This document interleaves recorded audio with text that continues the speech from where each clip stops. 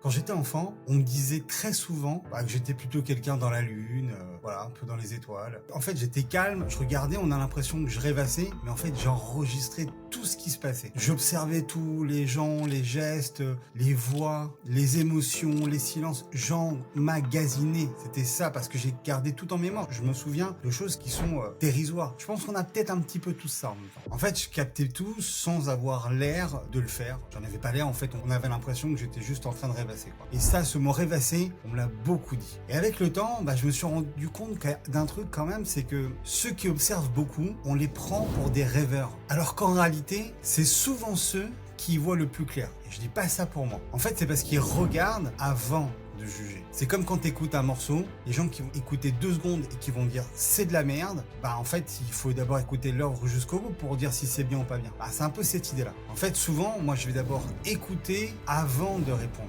ressentir avant de réagir. Et tu sais quoi, franchement je crois que c'est ce qui manque quand même pas mal aujourd'hui. On est dans un monde où tout le monde veut prendre la parole, tout le monde veut s'exprimer, tout le monde veut parler, tout le monde veut apporter sa petite pierre à l'édifice, c'est bien. Mais peut-être qu'on a plus de gens qui regardent avant de s'exprimer. Parce que là aujourd'hui on a la team je regarde et la team je m'exprime quoi qu'il arrive. Donc regarder, observer, prendre le temps, c'est pas fuir, c'est pas rêver, c'est comprendre. Et parfois comprendre, c'est plus important et c'est même parfois beaucoup plus fort.